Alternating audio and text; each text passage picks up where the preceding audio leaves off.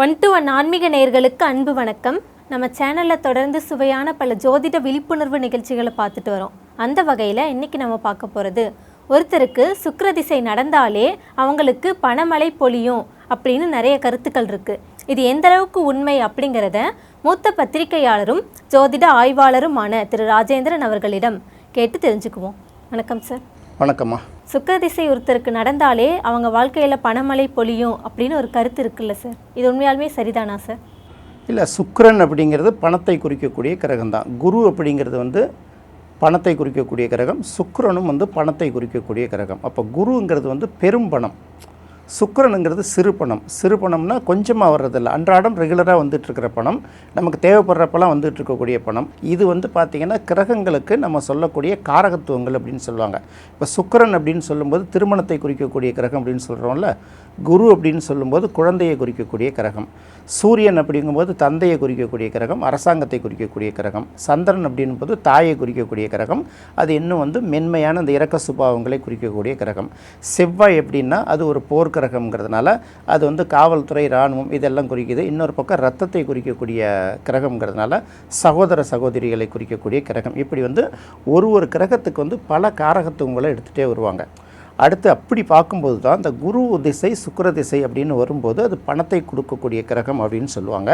அடுத்தது சுக்கிர திசை நடக்கிற அத்தனை பேருக்கும் பணம் கிடைக்குமா அப்படின்னு ஒரு கணக்கு இருக்குது. இப்போது உங்கள் ஜாதகத்தில் 12 லக்கணங்கள் இருக்குது. இந்த 12 லக்கணத்தை முதல்ல ஒரு 3 வெரைட்டியாக பிரிப்பாங்க. எப்படின்னா சரலக்கணம், ஸ்திரலக்கணம், உபயலக்கணம் அப்படின்னு பிரிப்பாங்க. உதாரணத்துக்கு நம்ம மேஷ லக்கணம் அப்படின்னு எடுத்துக்கோமே. மேஷ லக்கணத்துக்கு சுக்கிரன் நல்ல பலனை கொடுக்காது. ஏன்னா சுக்கிரன் 2க்கும் 7க்கும் உரிய கிரகம், மாரகாதிபதினு எடுத்துருவாங்க.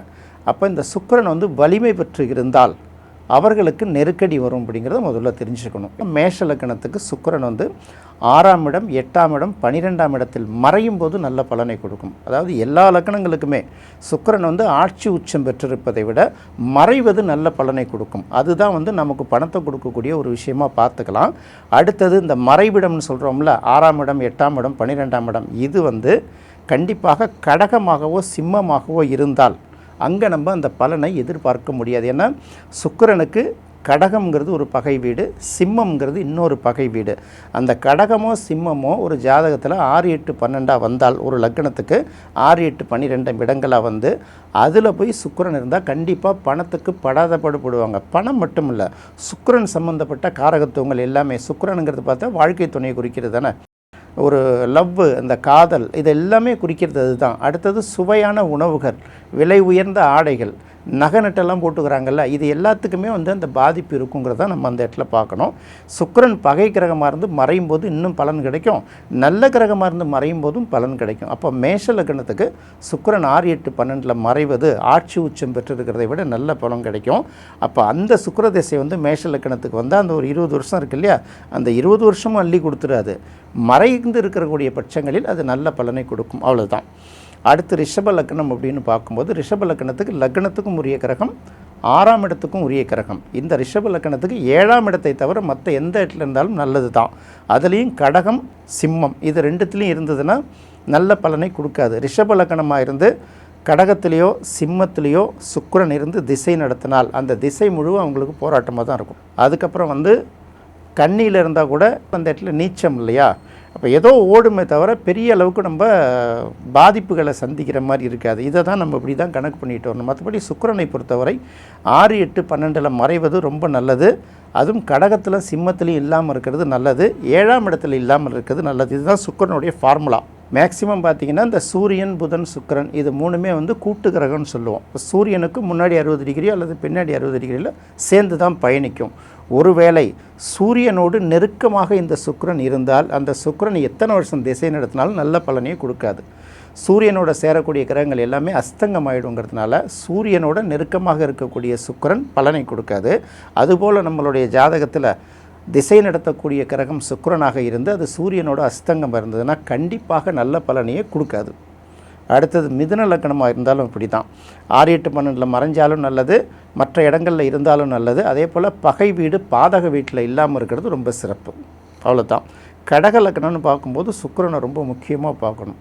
ஏன்னா கடக லக்கணத்துக்கு வந்து 11ஆம் இடம் பாதகஸ்தானம். சுக்கிரன் வந்து அங்கே ஆட்சி. அப்போ சுக்கிரன் வந்து ஆட்சி உச்சம் பெறுவதை விட மறைவிடங்கள் இருக்கிறது நல்ல பலனை கிடைக்கும். சிம்மத்துக்கும் அதே போல தான். கடகத்திலையும் சிம்மத்திலையும் சுக்கிரன் இல்லாமல், 7ஆம் இடத்தில் சுக்கிரன் இல்லாமல் மற்ற இடங்கள்ல இருந்தால் சிம்ம லக்கணத்துக்கு சுக்கிர திசை நல்ல பலனை தான் கொடுக்கும். அதே போல் சூரியனோட அஸ்தங்கமாயிடக்கூடாது. இப்படி தான் ஒரு லக்கணத்துக்கும் பார்த்துட்டு வந்து இந்த சுக்கிர திசை நல்லா இருக்குமா அப்படிங்கிறத சொல்லணும். இப்போ என்கிட்ட கூட பார்த்தீங்கன்னா லாஸ்ட் இயர் ஒருத்தர் வந்து ஜாதகம் பார்த்தார், கோவை பகுதியை சேர்ந்தவர். அவர் வந்து மேஷ லக்கணம், அவருக்கு சுக்கிரன் வந்து 11ஆம் இடத்துல இருக்குது. இப்போ வந்து அவருக்கு சுக்கிர திசை ஆரம்பிச்சிருக்கு. நட்சத்திரம் வேறங்கிறதுனால அவருக்கு சுக்கிர திசை ஆரம்பிச்சிருக்கு. அவர் யார் யார்கிட்டையும் பார்த்துருக்காரு போல் இருக்குது. சுக்கிர திசை உங்களுக்கு வரப்போது ரொம்ப அற்புதமான பலனை கொடுக்கும். சுக்கிர திசையில் இந்த சுய புத்தி முடிஞ்சோன்னா ரொம்ப அற்புதமாக நடக்கும் அப்படின்னு சொல்லியிருக்காங்க. பல இடங்களில் பார்த்துருக்காரு. பார்த்த பிறகு அந்த சுக்கிரதசை ஆரம்பித்து சுயபுத்தி முடிஞ்சது. அதெல்லாம் வந்து ஒன்றுமே கொடுக்கல. ஏற்கனவே நடந்துட்டு இருந்த சாதாரண விஷயங்கள் கூட கடுமையான நெருக்கடி மேலே நெருக்கடி அவருக்கு கொடுக்கறதுனால அவரால் என்ன பண்ணுறதுன்னே தெரியலை.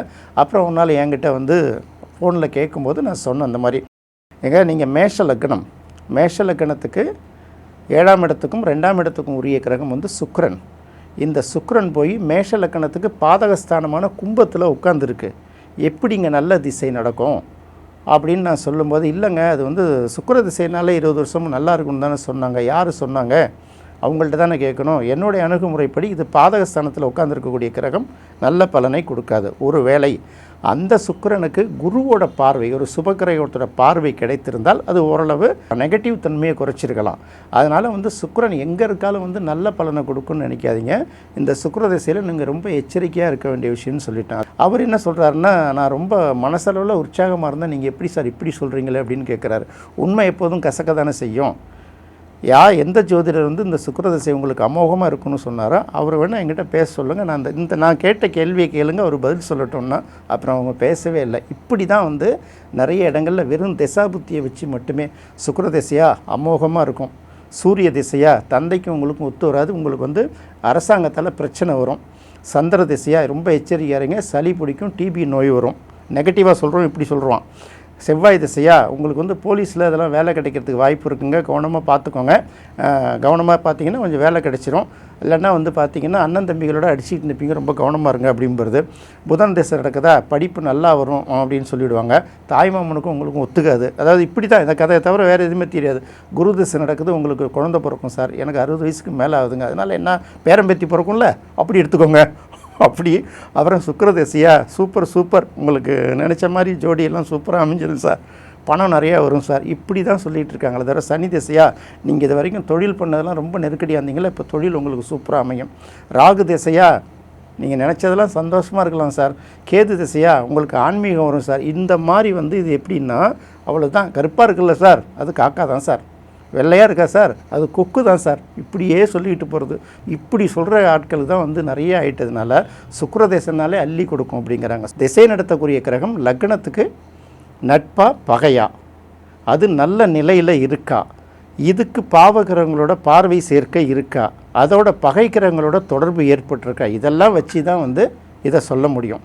எந்த திசையாக இருந்தாலும் அது லக்னத்துக்கு நட்பாக இருக்கா இல்லை பகையாக இருக்கா, நல்ல நிலைமையில் இருக்கா இல்லை நல்ல நிலைமையில் இல்லையா அப்படிங்கிறத வச்சு தான் அதோட திசையை கணிக்க முடியும் அப்படிங்கிறத தெளிவாக சொன்னீங்க சார்.